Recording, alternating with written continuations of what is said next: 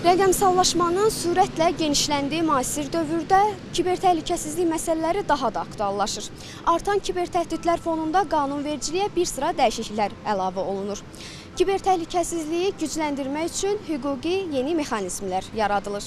Hazırlanan qanun layihəsinin əsas məqsədi ölkədə kibertəhlükəsizlik sisteminin daha güclü əlaqələndirilmiş və müasir çağırışlara uyğun şəkildə formalaşdırılmasıdır.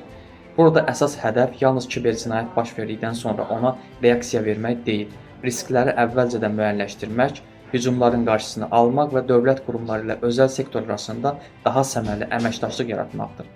Bu yanaşma kritik informasiya infrastrukturunun təhlükəsizliyini artırmaqla yanaşı, vətəndaşların məlumatlarının qorunmasında da mühüm töhfə verəcək.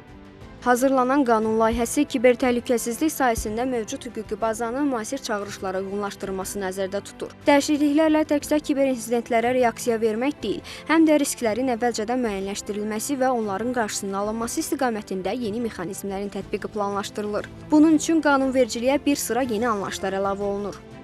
Qanunvericiliyə daxil edilən yeni anlayışlar da bu sistemin daha effektiv işləməsinə xidmət edir. Məsələn, CERT kibertəhlükəsizlik sayəsində baş verən hadisələrə operativ reaksiya verən, onları araşdıran və nəticələrin aradan qaldırılması üçün fəaliyyət göstərən komandadır. Sadə dillə desək, kiberməkanda baş verən fövqəladə halların idarə olunması ilə məşğul olan peşəkar qrupdur. SOC isə informasiya sistemlərinin gecə-gündüz işləyən təhlükəsizlik əməliyyat mərkəzidir. Burada xüsusi texnologiyalar və mütəxəssislər vasitəsilə şübhəli fəaliyyətlər real vaxt rejimində müəyyən edilir və mümkün hücumlara dərhal cavab verilir. Digər vacib anlayış olan kibergigiyena isə hər bir internet istifadəçisinin gündəlik etməli olduğu rəqəmsal təhlükəsizlik qaydalarını ifadə edir. Güclü şifrə seçmək, proqramları vaxtında yeniləmək, iki faktorlu identifikasiyalardan istifadə etmək və naməlum keçidlərə daxil olmamaq kibergigiyenanın əsas sadə, lakin təsirli nümunələrindəndir. Bəs vətəndaşlar rəqəmsal təhlükəsizlik qaydalarına nə dərəcədə əməl edirlər? Hesabları gizliyə atıram daha çox, şifrələri daha çox güvənli şifrələr qoymağa çalışıram ki, yəni biri istifadə etməsin. Bank məlumatlarınız oğurlanıb ya da yaxınlarınızın başına gəlib belə bir şey? Yaxınlarımın başına gəlibdi, amma özümdə heç yaşanmayıbdı. Necə olub ki, onların bank hesabları oğurlanıb? Belə deyim, bir dənə yaxınımız var idi, link gəlmişdi, gecə idi, bilmədən açmışdı və hesabındakı bütün kartlar oğurlanmışdı. Ağır şifrələrdən istifadə edərək qoruyuruq məlumatları, yəni başqa heç kəslə paylaşmırıq. Mən də həmçinin xüsusi kodlardan istifadə edirəm ki, heç kim bilməsin. Bir dəfə başıma gəlib zəngçindən gəlib ən çox, amma açmamışım. Yəni bir dənə aldatma bilmədiyimiz nömrələrdir deyə, özü də tanımadığımızdır deyə açmamışım. İki mərhələli kodlardan istifadə edirəm daha çox. Bir də ki, heç kimi bilməyəcəm, məsələn adımı qoyuram, yəni heç kim düşünməyəcək, rəqəmlər qoyuram, adxat istifadə edirəm, nöqtə istifadə edirəm, belə. Instagramda 2 faktorludur kodum, ona girmək üçün kod istəyiblər məndən. Eyni zamanda kartla da istifadə olunubdur, öz-özünə kartın kodu belə dəyişilibdir. Bu zəngdən olub, yoxsa sizə göndərilir? Zəng də gəlibdir, daha çox 48-48-dən zəng gəlir, davamlı hər gün demək olar ki, zənglər gəlir, mən də bunu bilib açmıram.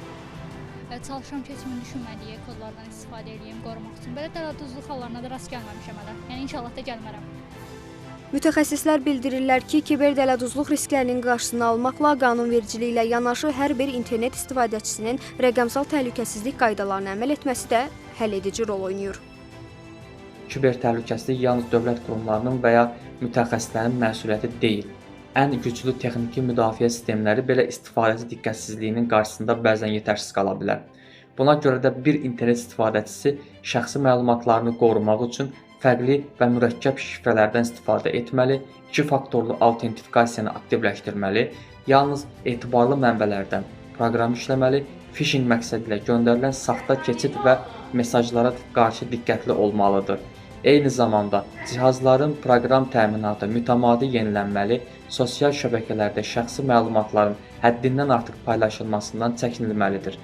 Nəticə etibarilə kibertəhlükəsizlik rəqəmsallaşan dünyada dövlətin informasiya təhlükəsizliyinin, iqtisadi sabitliyin və vətəndaşların hüquqlarının qorunmasının əsas elementlərindən biri hesab olunur. Qanunvericilikdə nəzərdə tutulan yeni mexanizmlərin ölkədə daha təhlükəsiz və etibarlı rəqəmsal mühitin formalaşmasına, elektron xidmətlərə inamın artmasına və kiber risklərin daha səmərəli idarə edilməsinə töhfə verəcəyi gözlənilir. Pərvin Səfərzadə, Rəşad Əkbərov, NTV Xəbər.